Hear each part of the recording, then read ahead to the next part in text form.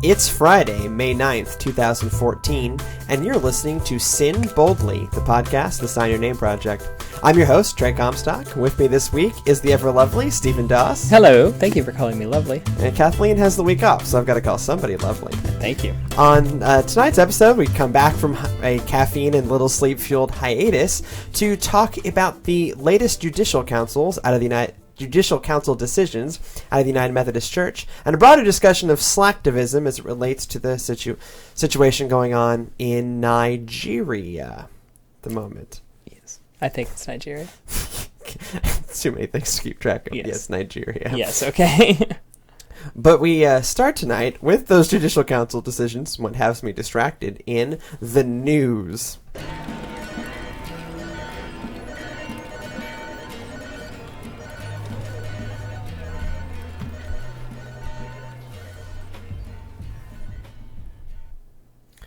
Okay, so the Judicial Council of the United Methodist Church meets periodically to discuss important judicial matters and to render decisions. They essentially function as the Supreme Court of the United Methodist Church.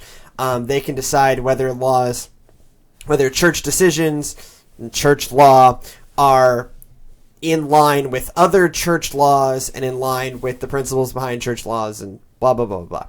And so they end up dealing with various controversial decisions and ideas relating to LGBTQ inclusion, because it seems to be about all the Methodist legal system, strictly speaking, wants to talk about. That's because they got nothing better to do. Yeah. Internet communion? What? Yes. Someday we should actually talk about that. We should talk about internet communion. So, there are 3 relevant decisions. Only one of them, I think, is actually impactful, but we'll run down all 3 of them. So, in Judicial Council, and they have really sexy names. You ready for this one? Judicial Council Decision 1264. Whoa. The 1264? The 1264. The Judicial Council is, quote, determined that the use of the general agency funds to subsidize premiums for employees and their same-gendered spouses enrolled in the general agency's welfare benefits program did not violate church law.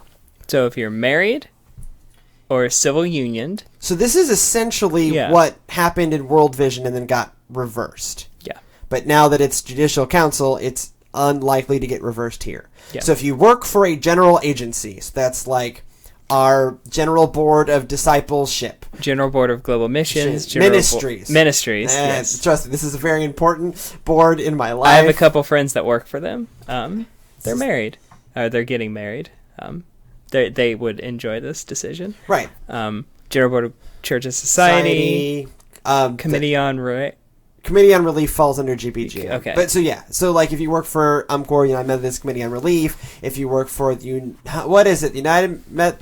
Council on Gender Relations in Cosgrove. Yeah. Whatever that is, whatever that stands for.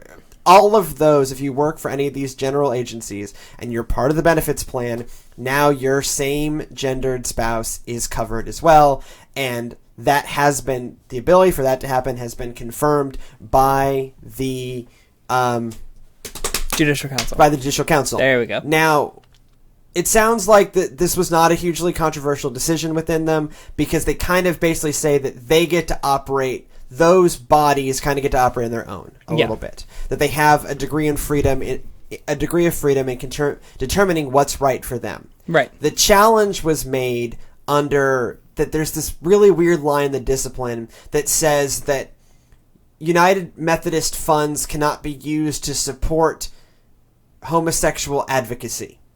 So you can't use funds to... So healthcare is homosexual advocacy? What they wanted to clarify is to make sure that it didn't get called in under that. Okay. And they said no. So they said no. So actually, it turns out so that money can't get used for like pro-LGBTQ inclusion or anti-LGBTQ inclusion, which I thought was a really interesting result of that law. Yeah. But that this did not run afoul of that. And they want, it's the. It's like, no, it's healthcare. It's healthcare. And pensions and retirement funds. Right. And so they saw this as in line with human rights and blah, blah, blah. So that's good. Yay. Yeah, so we did something that someone else couldn't manage to do. We are usually the last ones to do it, and we did this apparently in October, and the world has not collapsed yet. So that's yet good. Is the key word. Well, when Alduin the World Eater comes. Here we go again. Amidst his flaming dragon to cleanse the... Fascinating. So Steven and I made up a religion at dinner one night. Yes, we did. So that's the actual one that's impactful. Yes. The other couple of these are either confirming something we already knew, or not actually a change, just a procedural matter that looks like a change. Mm-hmm. So, next up in the hit parade is the actually apparently we're going in reverse order. Decision 1263. Oh. Okay, so Marianne Barkley is a candidate for ministry in San Antonio, Texas, in the Desert Southwest Conference. And she is a self-avowed practicing lesbian, apparently, according to at least according to the United Methodist Church. I have yet to see an interview with her about this matter, but in everything talking about her, apparently that's what's going on. I don't know her personally, but according to the United Methodist candidacy process, she is. And so there was the clergy session of her annual conference met, and although her DCOM had approved, her District Committee on Ordained Ministry had approved her for commissioning, the Board of Ordained Ministry kicked her out of the process. Right. Because they said, hey, you're a self-avowed... You're not going to pass anyway, so... You're not going to pass anyway, so let's just... But they told her, you're done. Yeah. They came up in the clergy session of her annual conference to get her reinstated. Mm-hmm. That vote failed. A pastor in that annual conference went to the bishop and said, hey, this isn't right because the Board of Ordained Ministry never interviewed her. Mm-hmm. They never interviewed her to find out for themselves if she was or was not I'm using self-avowed and practicing because that's the language of this one. If she is or is not a self-avowed practicing lesbian. And the bishop said, I don't want to deal with this. Go away. And that went to the Judicial Council last time around. Mm-hmm. And they said, no, you have to deal with this. Because you're the bishop. Because you're the bishop. And this came up properly. And went, okay. I assume it's a lovely bishop impersonation. And so he said, okay, fine. Y'all didn't interview her, so she's back in the process because you didn't interview her. And so then that went to the Judicial Council. The Judicial Council said, you're right. She's back in the process. This has no bearing on the issue of LGBTQ inclusion. No, in fact, this is a procedural thing. She got back in the process on a procedural matter because the Board of Ordained Ministry screwed up and just kind of let basically hearsay in the process. Yep. They found out, so arcane. They found out that she was a self-avowed practicing lesbian. The language in the Judicial Council decision is hilarious. So when she goes pro, it's going to be no. She is a quote unquote an active lesbian relationship. I like our coded language for sex. Self-avowed and practicing or active means that apparently, although I don't know and I doubt anyone else but her and her partner can attest to this, they are in fact having lesbian sex of some kind. Or as they like to call it, sex, because that's just what it is. That is just what it is.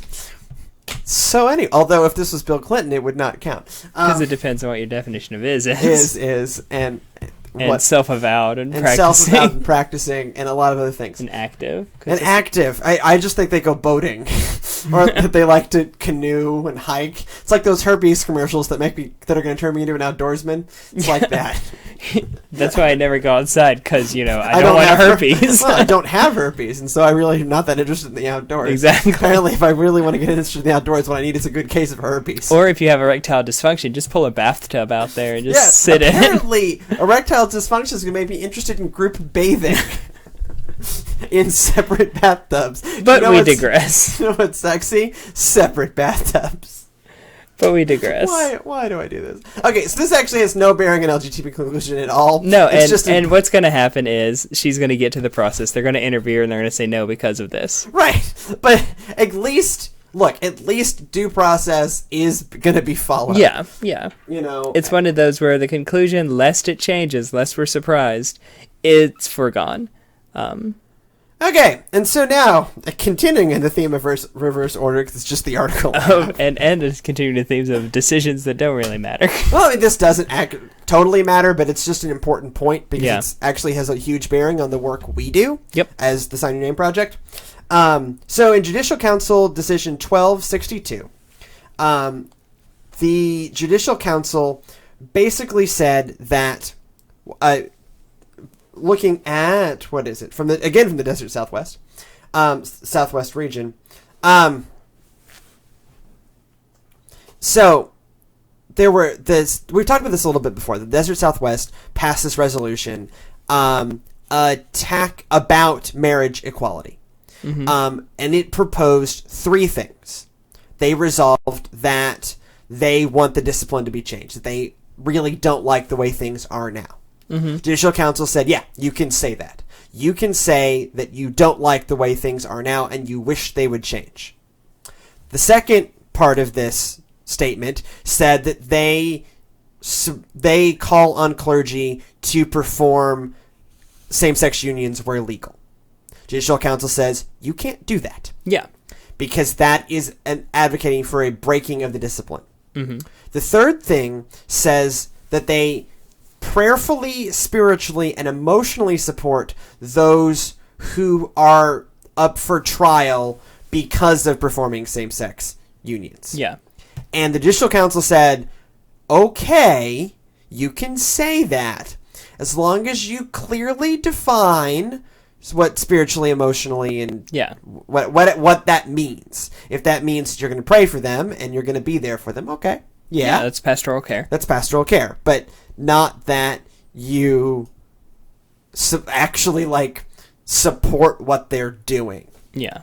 So it's again this fine line, and it's the same fine line that we walk.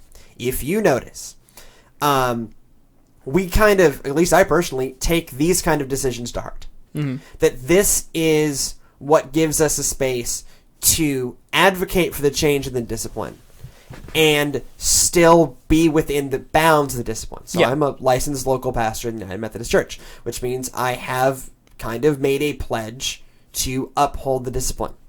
Kathleen, as a commissioned provisional elder in the United Methodist Church, same deal. I'm a layperson. I can do whatever I want. Whatever you Hail Satan. That's not technically true. You can also be brought up on stuff. But you also can't marry people. Anyways. I could marry people. I'm on the Secretary of State's rolls. Not in the Methodist Church? Not in the Methodist Church. You're not credentialed. Let me rephrase it. You're not credentialed by the Methodist Church. No, I am not. People. And I don't think the Church of the Transmundane would. Right. All hail the great and powerful Bill. But so this is how the balance we strike. So I sit here and I advocate for the changing the discipline. At the same time, I very intentionally don't advocate for the breaking of the discipline, because that is apparently itself outside the bounds. That's a chargeable offense. That's apparently a chargeable offense, and you can't do it. And so I get that. And so what I do is I very strongly advocate for a change, and I do. I really hold to this statement, and I do support, prayerfully, emotionally, spiritually, support those who do. But that's not the direction I feel called at this time. Right. I think if I did that, I would probably hand in my credentials before. Yeah. Because at that point, I have ceased to uphold the promise I've made. I kind of have these kind of dueling loyalties that I try very, with a lot of work to navigate. My loyalty to the Methodist Church and upholding its discipline, and my loyalty to stick up for justice and those who I care for. So thoughts on these judicial decisions? I know they're real sexy, but this stuff in terms of, trying to get a bellwether of where this is, I think we still need to talk about that. Yeah, and definitely, it is a step in the right direction, especially for the general boards being able to say, hey, we acknowledge that there's people who are strongly United Methodists who want to work for these general boards and uphold what the Methodist Church does in the world, like General Board of Church and Society, working with immigration reform, working with human rights, working for LGBT rights and inclusion in the federal sphere. the governmental sphere. Our General Board of Global Ministries going out, making sure people in other parts of the world have the opportunities to learn. Yeah, I mean, we now at 80% funded on the No More Malaria, the End Malaria campaign. Good, yeah. We want to make sure people have, or the General Board of, pensions. Because accountants need love too. Can a robot accountant learn to love? The answer is no. Sorry. Writer of Heart Beeps. That's right. I made an Andy Kaufman film reference. I'm so happy for you. Anywho, back to my main point, which I don't even remember what it was. I don't either. But no, it's a good step to say, like, hey, they're acknowledging the fact that this thing in the Book of Discipline doesn't stop people from being United Methodists and doesn't stop them from caring about the church. It's just making it so that they can't care about the church in a way that God may call them. Right. I mean, there's still, the fight ain't done, yo. Yeah. I mean, because the issue is clergy rights. Yes. Marriage, but the issue now really is clergy rights. Yeah. So it's clear that at least on a general church level, and what this still leaves open, let's be clear, is same-sex married employees of Methodist churches. Yeah. And there was actually one of the write-up statements for this decision was like, hey, this leaves too much open for challenge. And one of the things that gets left open for challenge here is, what about on the local church level? Yeah, what about the openly gay youth minister who's wants to claim it? And who's married to his partner in Massachusetts. Massachusetts, yeah. There are no Methodists in Massachusetts. Sorry, there probably are, but not many. Iowa. Iowa, there yeah. We go. Across the street from the Lutheran Church. In one of the states where it's legal, what happens then? And that hasn't been decided yet. No, because this is just, if I'm reading this correctly, if you're going to look at it, if you're going to look at the narrowest way, it's just for the general boards. Yeah, and that's what this... and I guess assume the publishing house too. Yeah, but all of those kind of general agencies, that's where this is. Mm-hmm. And that's the very... So when it comes to the local church, this has nothing to do This has with not anything. been decided. And now, this will... were I the person challenging that case, I would cite, in Judicial Council 1264... Mm-hmm. We ruled that the general boards can do this, so why can't we? The person arguing against me would then say, well, they very specifically narrowly construed those things. Yeah. Whereas in the local church, blah, blah, blah. In the local church, there's much more of a... You have to think about your flock, and that's what they'll probably say. And if it looks like the local church is advocating for this, then we might lose souls or something, whatever language they use, to keep this... Oh, they'll just go to the Unitarians considering Christ. Yeah, that's true. Sorry, UCC. I'm so mean. You're so mean to me. I have friends that are UCC. I do it in love. My friend Sarah is a UCC minister, and my friend Jonathan are. They're up in the Northeast because it's the only place that has UCC people. Right. And on Claremont Road down here. Interesting. Yeah, there's a UCC church on Claremont in unincorporated DeKalb. Interesting. Okay. Or it's Brookhaven now, I think, or something like that. Is Brookhaven stretch? This is really great. Is Brookhaven really stretched that far? I don't know. I think it's either Brookhaven or unincorporated DeKalb. Anyway, but yeah, you can make an argument saying that no, they're doing this because they're kind of like existing within the church and outside it at the same time. Right. And then with the local church, it's like that's boots on the ground, and you have to say, well, no, you have to be strictly, and we can't show any support or any anti. But I wonder. I wonder if that would actually stand, given kind of the almost nonchalantness of this decision. Yeah. That I wonder if that would stand, because you're going to start to get into a lot of really weird legal territory, too. If they are legally married in that state, what do you do? Especially now that there's a healthcare mandate, that everyone has to have healthcare. And in our either social... I think it's a social principle to say that we think everyone should have healthcare, yeah. For the Methodist Church views healthcare as a human right. Yeah. So given... Which, good for them. I mean, good for them, and I agree. So does the United Nations. Not the U.S. government, though, huh? It's a right. It's just you're going to have to pay for it from a corporation. Oh. That's why my premiums went up. Yeah, mine tripled. Yeah. It's tough being late 20s. Yeah. It's expensive. Late 20s in Mel. And especially in Georgia, because Georgia only signed the Medicare or Medicaid expansion for pregnant women. Right. So we're out of luck. Yeah. We are quite literally... The broke young men are quite literally out of luck.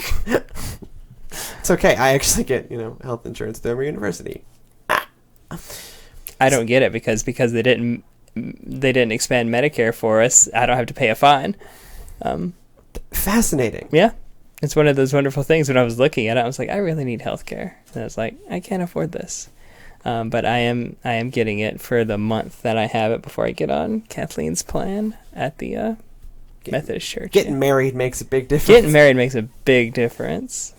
That's wonderful. So I think the general conclusion here is this battle is not over, but this is certainly more headway than really I was expecting out of the Judicial Council when it was meeting this time around. Yeah. This was not... I didn't know this case was coming up, and when I saw it, it was like, hey, oh no, that's good. We did something. Mm-hmm. Congratulations. And the other two cases are just par for the course. They're just par. I mean, I get why the Judicial Council would rule that an annual conference and an official statement can advocate for the changing and not the breaking of the discipline. Right. That makes sense to me. Let's keep in mind, civil disobedience involves breaking the law. Yeah. It's not civil disobedience if you're not breaking the law. Right. Right? It's just fundamentally, it ceases to be civil disobedience if it's legal. Yeah, and there's going to be people. It's just they don't want conferences to explicitly say it. Right. And they're going to be fine with, or they're not going to be fine, but what's going to happen is clergy are going to break it. They're going to continue to break it until it changes. And they just don't want conferences to say, yeah, go ahead. It's cool. Right. Or saying that they a conference. Again, remember, no one person actually speaks for the... No one person actually speaks for that except for General Conference. Except for General Conference. Which is so stupid. Yeah, a body that meets every 4 years. And so they just... It gets jack done. Absolutely nothing done. It's not designed. You try to get 1,300 people to do anything. Oh, they can't even agree on sandwich toppings. I'm really glad there's not a procedural vote for lunch. But I mean... Well, Subway sandwiches... It one step away from bestiality. Right. Yeah. Exactly. So, we'll see where this goes from here. Yeah. And we'll keep, an eye on the candidacy process in the Southwest, but don't expect. Don't expect anything to happen out of that. We could be surprised, and I hope one day that we're like, oh, and then this gets up and it's like, no, yeah, it's time to do, what we're supposed to do, which is live in our context and be a church in our context. You know who advocated for that? John Flippin' Wesley. Yes. You know who doesn't advocate for that? The General Stinkin' Conference. Apparently not. Great Wesleyan scholars, them. Yes. This is the same body that created the quadrilateral. Which sounds like that's one more than the Triforce. It is basically, yes. Yeah. So there really is no clean transition. Speaking of Triforces, the internet. The internet. It brings us to this week's discussion. For some reason.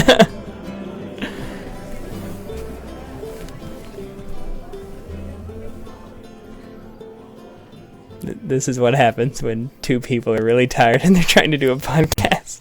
I don't know what you're talking about. So, Stephen, what's our discussion this week? I don't know. Oh, wait, I do know. So, as you know, a really terrible tragedy happened in the country of Nigeria in which an extremist group who advocates for Nigeria becoming a Muslim country, and I use the term loosely because... A country under Sharia law. A country under Sharia law, yes. Yeah. Because there are Muslim countries that are not under Sharia law. Yes. Kuwait and Jordan. Yeah. Okay, Kuwait and Jordan. But yeah, they want to be a Muslim country under Sharia law in Nigeria, and so they had went and they attacked a school for girls, and they kidnapped, I believe, 310 girls.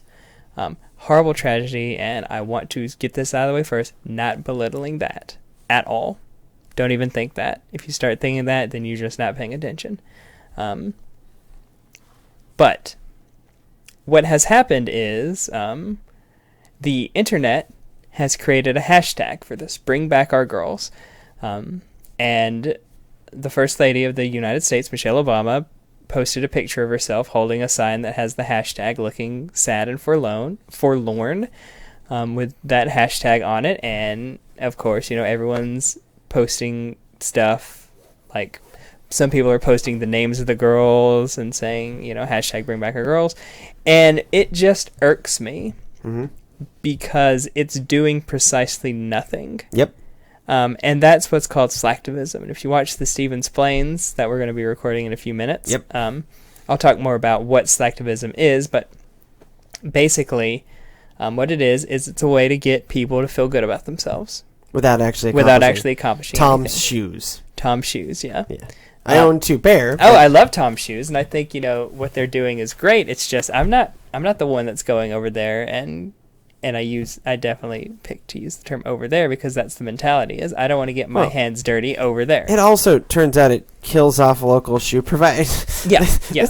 Tom's is a morass. Another good example of kind of slacktivism harnessed well is Product Red.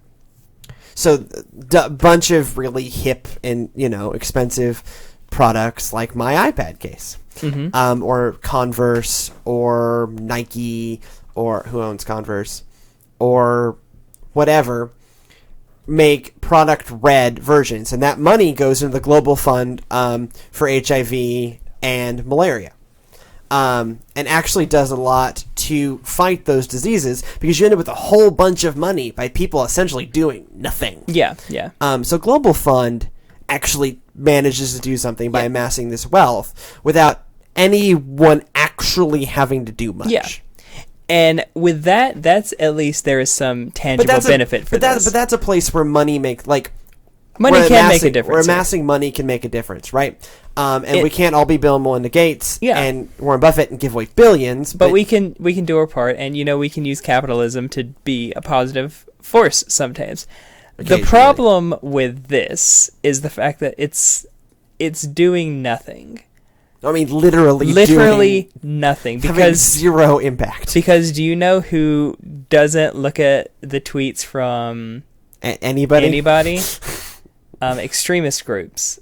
They're not watching. I think where you really get into this is if you're like, we really need to raise awareness of this. And so you make different buying choices, for instance. You make different buying choices. Like coffee. Coffee, yeah. It's like, I'm not going to buy this because, Because, the chocolate's heavily tied into slavery. Exactly. There's a perfect example of this at the congregation Sydney my wife attends here in Atlanta, Eastside Church. Mm-hmm. They did a big kind of sermon series about how chocolate was tied into human slavery and how that's a terrible thing. And so then they've have this whole church initiative where they sell slavery-free chocolate that then helps support the church. Yeah. So they're funding the church through this chocolate, and they're supporting chocolate growers who don't use slave labor and taking a minuscule bit out of Hershey's.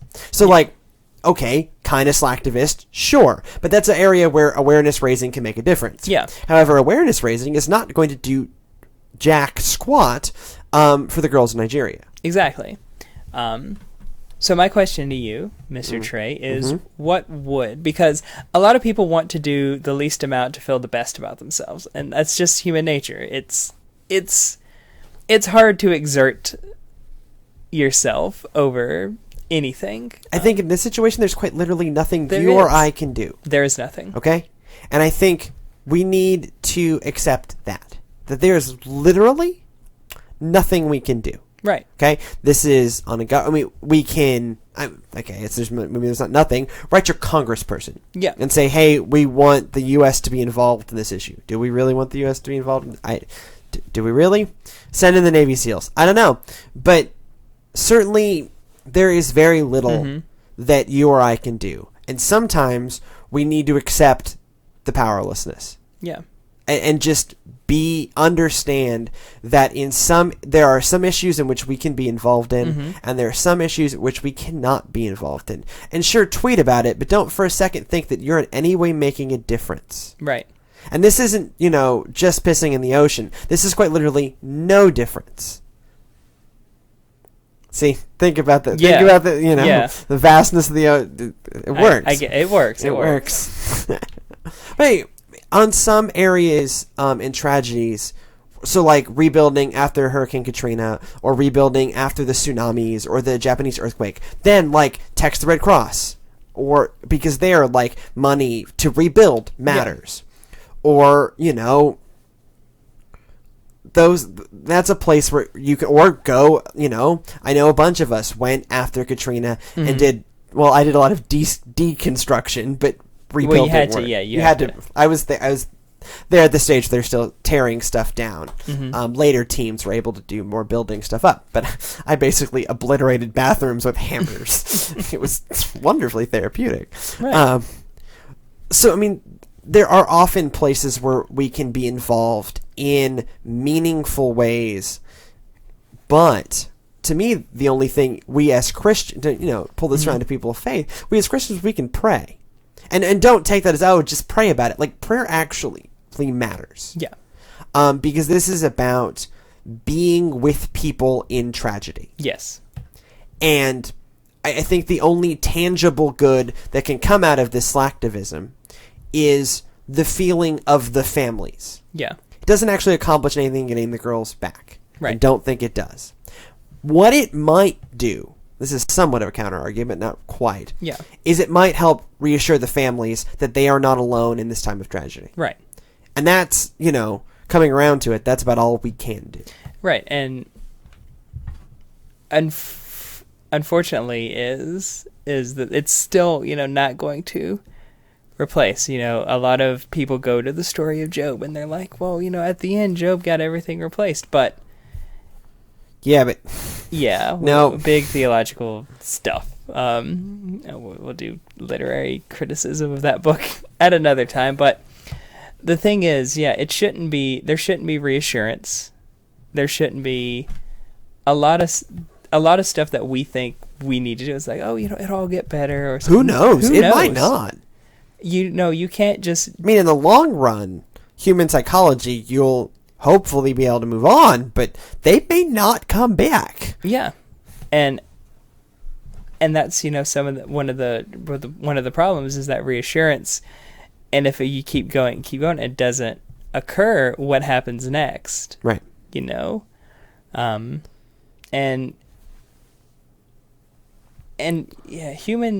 beings are wonderfully, wonderfully wonderful creatures. But sometimes we think we're helping when we're not. And I think that stems from the fact that we want to be altruistic. I think we have a genuine to be. But I think it's a balance of two things. We want to be altruistic so much that we want to be God. Yeah. Right? And that's where it gets dodgy. Because it's not just that, first of all... With my hashtag, I can bring everyone back. Right. But we want to think that we can matter in the issue. Yeah. That we can we hold some sort of power over the issue. Right. If I just do this, it will be solved. And in some cases, there are actions we can take. Yeah. But in other actions, we are powerless. And all we can do is be present with those who are experiencing tragedy. Yeah. When I'm, sitting in a hospital, like, I can't necessarily say everything's going to be okay. I don't know. Hashtag chaplaincy. Hashtag pastor life. Like, I can't necessarily say it's going to be okay. What I can say is God is here, and I am here, and I'm going to sit here with you. Yeah. And in that, maybe in the fellowship we share, we can together see God's face. And that's about all I've got. Various less theological sounding versions of that. Yeah. But some version of that. And to sit and generally, most pastoral care is making light conversation. Yep. Or saying, hey, you need a Coke? Right. Yeah. Go get dinner. need to find an audio version of the New International Version of the Bible for someone who's gone blind and wants to be able to read the Bible. Stuff like that, It's really just being a nice person. It's not so bad. But, I mean, in this kind of situation, that's where we are. And maybe, I'll give them the benefit of that, and that's why they're tweeting. But let's be clear, I don't like that hashtag. What is it? Bring back our girls. Bring back our girls. Right. I don't like that. I realize that may have actually been started by I know that I have seen news images of the Nigerian parents actually waving that hashtag. Yeah. And I think that makes a lot of sense for them. Yes. But I think for us, I like more like the idea of we stand with these families. Yeah. Something like that. We're here, and something like we're here and we care, and we are also praying. Something like that. Okay, fine. But don't think that this is what's going to get the girls back. I don't know. I don't know enough about the situation to come up with a strategy to get them back. Right. And I wish to God I did, but I don't. And knowing that we can pray. And we can pray for those families. And we can let those families know that we are praying for them. Yes. And that's it. And so I get in these long, drawn-out debates about development in public. I'm the religious person in public health. And a lot of it is, why do people need to go over? Why, local leadership can do so much more. Yes. Local leadership can get so much more done. Yes. They're just as smart as we are. Often smarter. Yeah. All of that is true. And yet I still see value in going. But it's because that is the kingdom of God. Is all of us working together for all of these things, and understanding that there are people in the United States who care about what's happening. For me, it was a lot of my work in Kenya, and there are people who are in Kenya who care about what are happening in the United States. And you go over there and you don't say, here's how we're going to do it. You go over there and you say, what needs to be done? I mostly go over, so what's going on? Yeah. Interesting. Okay.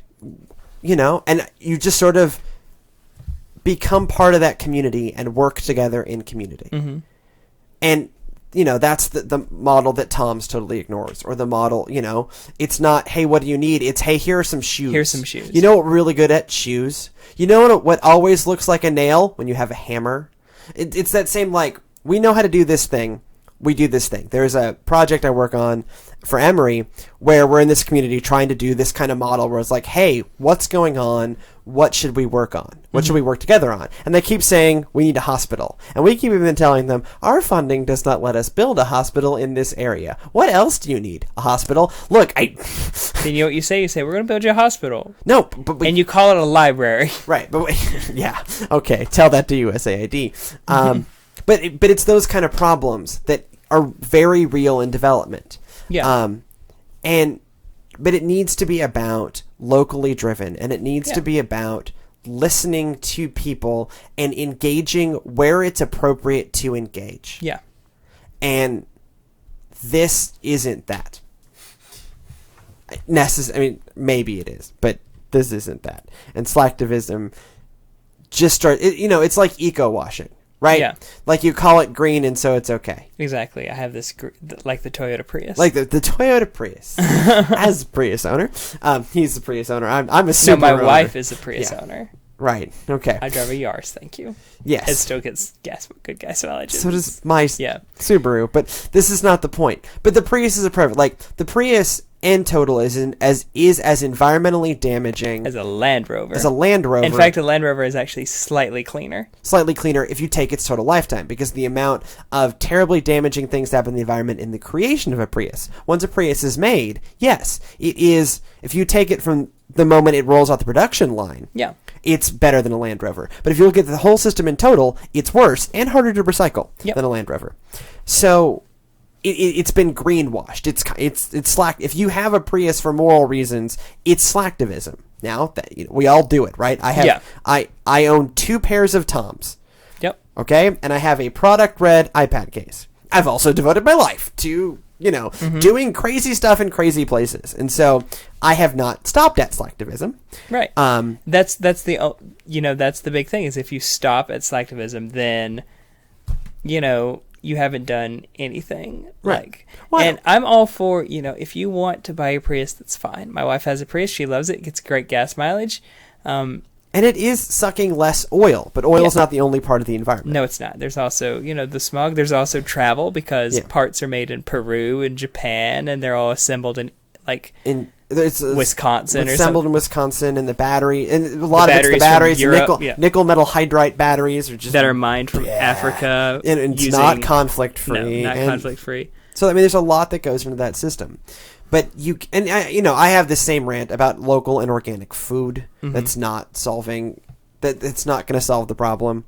It's interesting and tasty, but it's not going to solve the problem. It is to a certain. There's this, or this was. I don't know if it still exists. The website Stuff White People Like. Yep. This is stuff white people like. and Slacktivism is one of those key things that not necessarily white people, but like highly educated people like to assuage their highly educated guilt by taking their consumerism and making it look okay. Yeah. And to a certain extent, like, that did create Global Fund. So, okay, fine. And every time you buy a Microsoft product, you're basically helping fund the Bill and Melinda Gates Foundation. So take it for what it's worth. I'm not saying it has zero impact, but it's not. As Christians, I think it does not meet the full extent of our charge to seek justice, love kindness, and walk humbly with our God. Exactly. Because it is mostly pretending to be God with our money. Yep. And on that note, we should probably get out of here, because I could talk about this all night.